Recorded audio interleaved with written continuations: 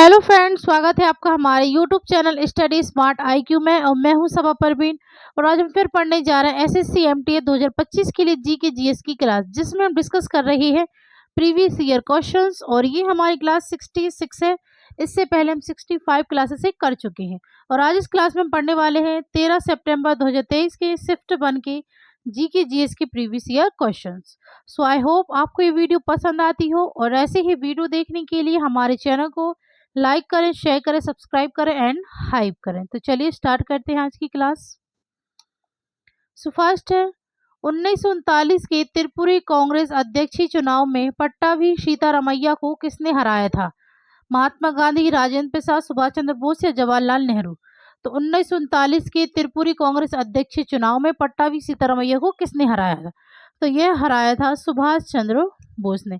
Right answer option C, Subhash Chandra Bose. Subhash Chandra Bose के बारे में बात करें तो सुभाष चंद्र बोस इन्होंने फॉरवर्ड ब्लॉक की स्थापना की है। ठीक है, फॉरवर्ड ब्लॉक की स्थापना की और इन्होंने आजाद हिंद फौज का पुनः गठन किया है। ठीक है, आजाद हिंद फौज का पुनः गठन किया है सुभाष चंद्र बोस ने।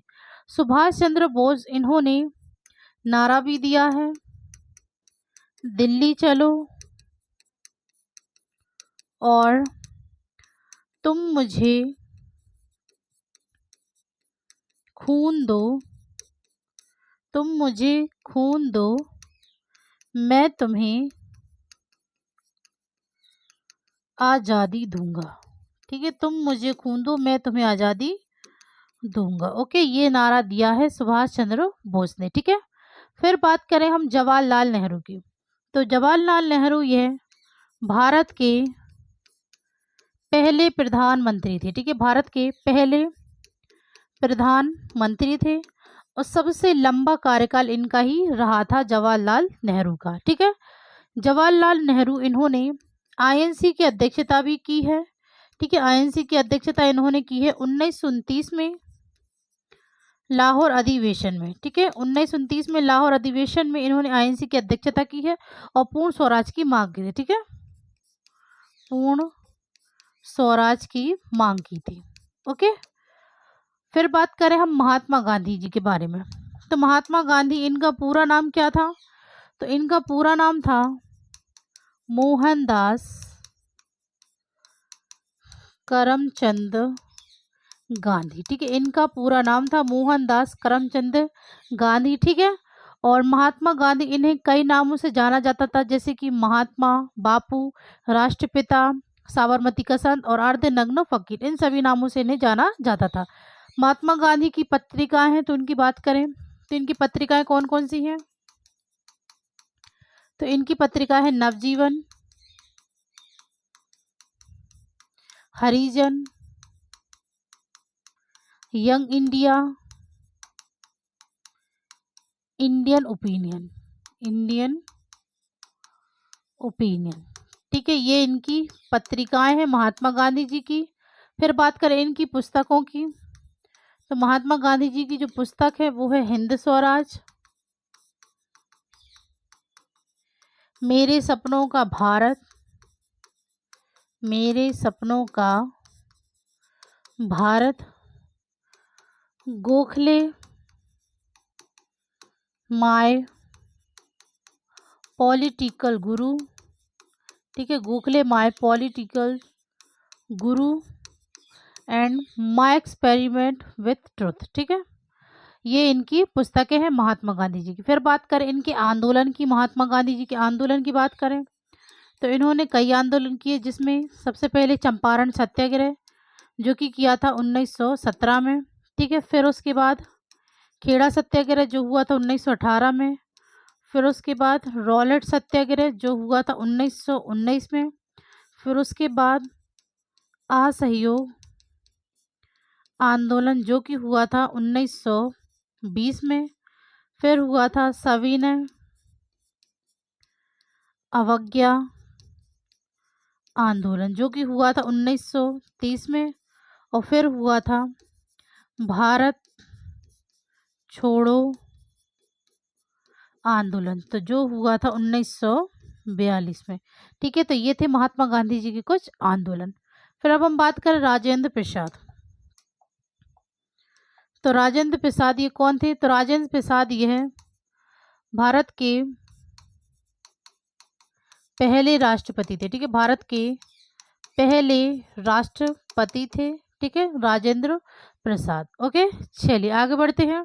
नेक्स्ट, किसकी आत्मकथा का शीर्षक मातृभूमि की प्रतीक्षा में है? Doctor Ram Manohar Lohia, doctor Rajendra Prasad, doctor Bhimrao Ambedkar या डॉक्टर कमल राणा दिवे? तो इनमें से किसका आत्मकथा का शीर्षक मातृभूमि की प्रतीक्षा में है? तो यह शीर्षक है डॉक्टर भीमराव अंबेडकर की आत्मकथा का। Right answer option C, doctor Bhimrao Ambedkar. Doctor Bhimrao Ambedkar, इन्हें बाबा साहेब के नाम से भी जाना जाता है। ठीक है, बाबा साहेब के नाम से जाना जाता था। यह भारत के पहले कानून एवं न्याय मंत्री थे। ठीक है, भारत के पहले कानून एवं न्याय मंत्री थे डॉक्टर बी आर अम्बेडकर। ठीक है, बी आर अम्बेडकर यह प्रारूप समिति के अध्यक्ष थे। ठीक है, प्रारूप समिति के अध्यक्ष थे। Okay, doctor B R Ambedkar. ठीक है, चलिए आगे बढ़ते हैं। नेक्स्ट क्वेश्चन है, प्रसिद्ध उपन्यास the God of small things किसने लिखा? तो ये प्रसिद्ध उपन्यास the God of small things किसने लिखा? शशि थरूर, रस्किन बॉन्ड, विक्रम सेन या अरुंधति रॉय? तो यह लिखा है अरुंधति रॉय ने। ठीक है, the God of small things यह लिखा है अरुंधति रॉय ने। फिर बात करें शशि थरूर की, तो इनकी है द ग्रेट इंडियन नोवेल। ठीक है, फिर रस्किन बॉन्ड की, तो इनकी है द ब्लू अम्ब्रेला। ठीक है, विक्रम सेठ की, तो इनकी है आ सूटेबल बॉय। ये विक्रम सेठ की है। ओके, चलिए आगे बढ़ते हैं। नेक्स्ट, 2011 की भारत की जनगणना के अनुसार भारत की कुल जनसंख्या कितनी थी? 131 करोड़, 121 करोड़, 111 करोड़ या 101 करोड़? तो 2011 की भारत की जनगणना के अनुसार भारत की कुल जनसंख्या लगभग कितनी थी? ठीक है, तो ये थी 121 crore. Right answer option B, 121 crore. Okay, next, Chhau Bharat का एक प्रमुख नृत्य परंपरा है। निम्नलिखित में से किस भारतीय राज्य में यह नृत्य रूप प्रचलित नहीं है? उड़ीसा, पश्चिम बंगाल, झारखंड या मध्य प्रदेश? तो छऊ जो कि भारत का एक प्रमुख नृत्य परंपरा है, और ये किस भारतीय राज्य में यह नृत्य रूप प्रचलित नहीं है? तो ये प्रचलित नहीं है मध्य प्रदेश में। Right answer option D, Madhya Pradesh. ठीक है, छऊ ये कितने प्रकार का होता है? 3 प्रकार का नृत्य होता है। ठीक है, चलिए आगे बढ़ते हैं। नेक्स्ट है, नवंबर 2022 में कौन सा राज्य मानसिक स्वास्थ्य और सामाजिक देखभाल नीति को मंजूरी देने वाला पहला पूर्वोत्तर राज्य बना? असम, मेघालय, त्रिपुरा, अरुणाचल प्रदेश?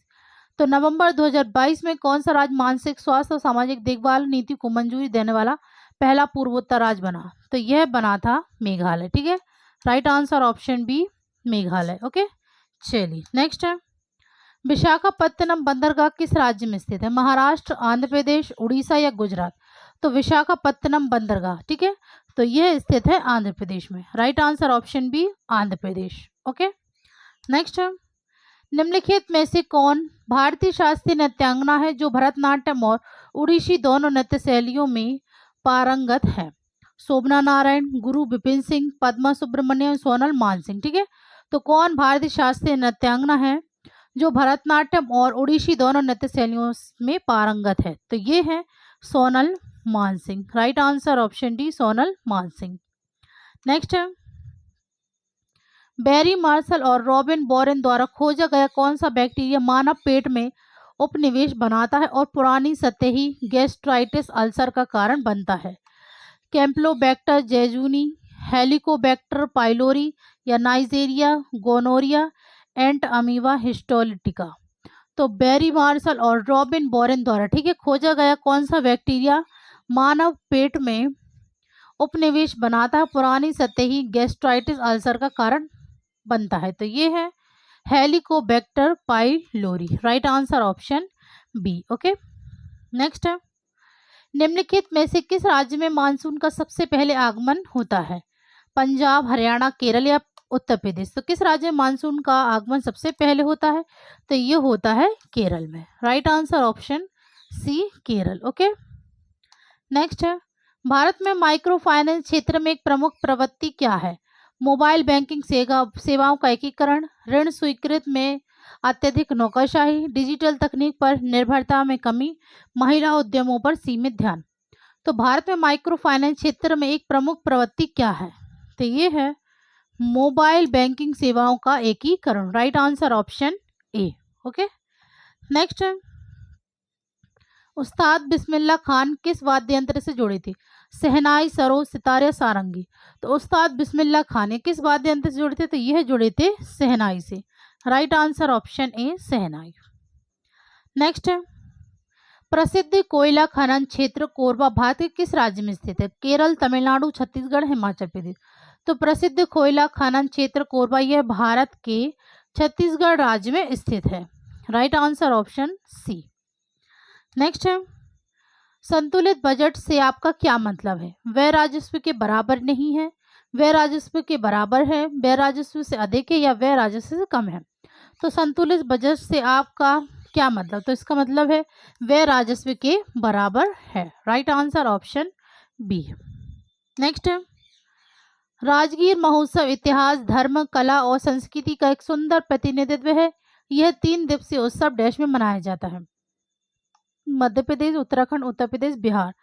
तो राजगीर महोत्सव इतिहास, धर्म, कला और संस्कृति का एक सुंदर प्रतिनिधित्व है और ये 3 दिवसीय उत्सव और ये मनाया जाता है बिहार में। ठीक है, right answer option D, Bihar. Okay, चलिए नेक्स्ट है, भारत द्वारा जीता गया पुरुष जूनियर हॉकी एशिया कप 2023 में आयोजित किया गया था? सऊदी अरब, ओमान, दुबई या कतर?